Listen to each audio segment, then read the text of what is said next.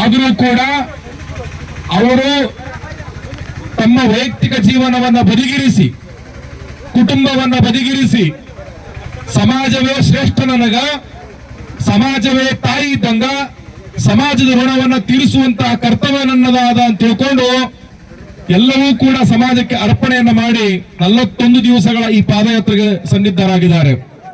ಉದ್ದೇಶ ಎಷ್ಟೇ, ಮನುಷ್ಯ ಒಂದು ದಿವಸ ಹುಟ್ಟುತ್ತಾನ, ಅವತ್ತು ಬರೀ ಉಸಿರಿರ್ತದ, ಹೆಸರಿರಂಗಿಲ್ಲ.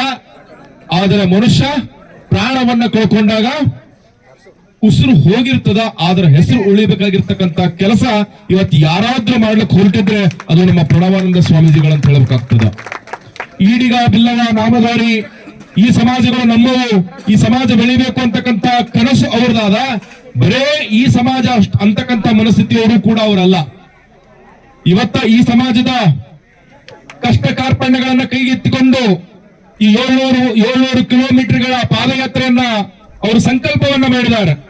ಆದ್ರೆ ಈ ಸಂಕಲ್ಪ ಇವತ್ತ ನಿಮಗೆ ಸಿಗಬೇಕಾಗಿರ್ತಕ್ಕಂಥ ರಾಜಕೀಯವಾಗಿರಬಹುದು, ಸಾಮಾಜಿಕವಾಗಿ ಸಿಗಬೇಕಾಗಿರ್ತಕ್ಕಂಥ ಸವಲತ್ತುಗಳು ಸಿಕ್ಕ ಮೇಲೆ ಅವರು ಕೇವಲ ಇದೊಂದು ಸಮಾಜಕ್ಕೆ ಸೀಮಿತವಾಗಿಯೂ ಕೂಡ ಉಳಿಯುವಂತಹ ವ್ಯಕ್ತಿತ್ವ ಅವರದಲ್ಲ.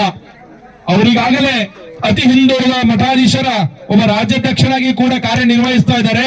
ಅತಿ ಹಿಂದುಳಿದ ವರ್ಗದಲ್ಲಿರ್ತಕ್ಕಂಥ ಎಲ್ಲ ಸಣ್ಣ ಪುಟ್ಟ ಸಮಾಜಗಳ ಸ್ವಾಮೀಜಿಗಳನ್ನ, ಸಣ್ಣ ಪುಟ್ಟ ಸಮಾಜದ ಧ್ವನಿಯಾಗುವಂತಹ ಶಕ್ತಿಯೂ ಕೂಡ ದೇವರು ಯಾರಿಗಾದ್ರೂ ಕೊಟ್ಟಿದ್ರೆ, ನಾರಾಯಣಗೌಡರು ಯಾರಿಗಾದ್ರೂ ಕೊಟ್ಟಿದ್ರೆ ಅದು ನಮ್ಮ ಪ್ರಣವಾನಂದ ಸ್ವಾಮಿಗಳಿಗೆ. ಪ್ರಣವಾನಂದ ಸ್ವಾಮೀಜಿಗಳು ಸಣ್ಣ ವಯಸ್ಸಿನಿಂದಲೂ ಕೂಡ ಹಿಂದುತ್ವಕ್ಕಾಗಿ ಹೋರಾಡಿರ್ತಕ್ಕಂಥವ್ರು.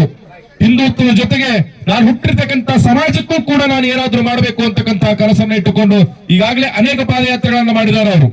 ಅವರ ಪಾದಯಾತ್ರೆಗಳ ಫಲವಾಗಿ ಕೆಲವು ಸವಲತ್ತುಗಳು ಕೂಡ ಸಿಕ್ಕಿದವ. ಆದ್ರ ಈ ಹಿಂದುಳಿದ ವರ್ಗದಲ್ಲಿರ್ತಕ್ಕಂಥ ಈ ಸಮಾಜಗಳಿಗೆ ಇನ್ನೂ ಹೆಚ್ಚಿನ ಸವಲತ್ತುಗಳು ಸಿಗಬೇಕಾಗಿರ್ತಕ್ಕಂಥ ಸಂದರ್ಭದಲ್ಲಿ ಇದರಲ್ಲಿಯೇ ಬಲಿಷ್ಠರಾಗಿರ್ತಕ್ಕಂಥವ್ರು, ಹಿಂದುಳಿದ ವರ್ಗದ ಹೆಸರುಗಳನ್ನು ಹೇಳಿಕೊಂಡು ಅಧಿಕಾರವನ್ನ ಮಾಡ್ತಕ್ಕಂಥ, ನಮ್ಮನ್ನ ಆಳ್ತಕ್ಕಂಥ ರಾಜಕಾರಣಿಗಳು ಈ ಸಮಾಜಗಳನ್ನ ಇಲ್ಲೇ ಇರುವಂತದ್ದನ್ನ ಮಾಡಿ ತಾವು ಬೆಳೀತಕ್ಕಂಥದ್ದನ್ನು ಪ್ರಯತ್ನ ಮಾಡಕತ್ತಲ್ಲ. ಅಂತವರ ವಿರುದ್ಧವಾಗಿ ಅಂತವರಿಗೆ ಪಾಠವನ್ನು ಕಲಿಸಬೇಕಾಗಿತ್ತಪ್ಪ ಅಂದ್ರ ಮೊದಲೇ ಸಣ್ಣ ಪುಟ್ಟ ಸಮಾಜಗಳು ನಾವು ಕಷ್ಟದಲ್ಲಿದ್ದೀವಿ.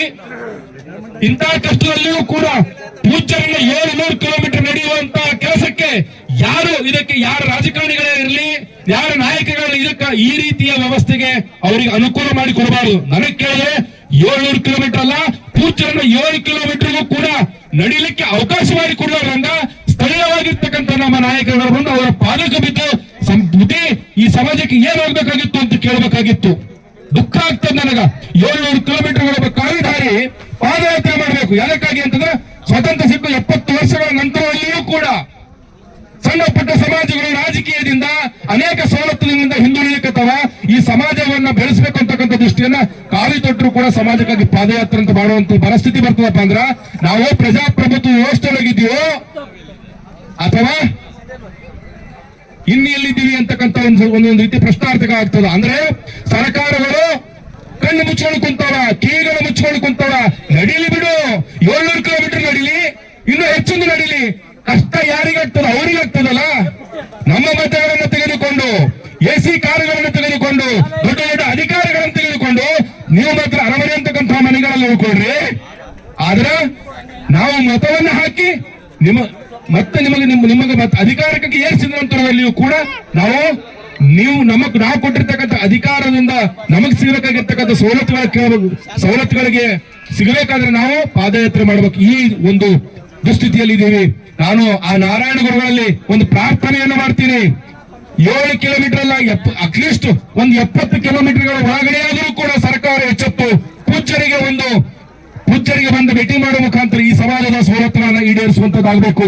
ಅದಾದಾಗ ಈಡಿಗ, ಬಿಲ್ಲವ, ನಾಮಧಾರಿ ಸಮಾಜಗಳು, ಸರ್ಕಾರ, ಇವತ್ತು ಪ್ರಜಾಪ್ರಭುತ್ವ, ನಮ್ಮ ನಾಯಕರು ಯಾರ ಜೊತೆಗಿದ್ದಾರೆ ಅಂತಕ್ಕಂಥದ್ದು ಕೂಡ ಇವತ್ತು ನಾವು ಅರ್ಥ ಮಾಡ್ಕೊಳ್ಬೇಕಾಗ್ತದೆ ಅಂತಕ್ಕಂಥ ಮಾತನ್ನ ಪೂಜ್ಯರು ಸಮಯ ಬಹಳಷ್ಟಾಗಿದೆ ಗುರುಗಳೇ ಅಂತಕ್ಕಂಥ ಮಾತನ್ನ ಹೇಳಿದಕ್ಕಾಗಿ ನನ್ನನ್ನು ಕರೆಸಿ ಈ ಮಾತನ್ನು ಆಡಲು ಅವಕಾಶ ಮಾಡಿಕೊಟ್ಟಿರ್ತಕ್ಕಂಥ ಸಮಾಜ ಬಾಂಧವರಿಗೆ ವಂದಿಸುತ್ತಾ ನನ್ನ ಮಾತಿಗೆ ವಿರಾಮವನ್ನು ಕೊಡುತ್ತೇನೆ. ಓಂ ನಮೋ ವಿಶ್ವಕರ್ಮಣೇ ಸರ್ವೇ ಜನಃ ಸುಖಿನೋ ಭವಂತು.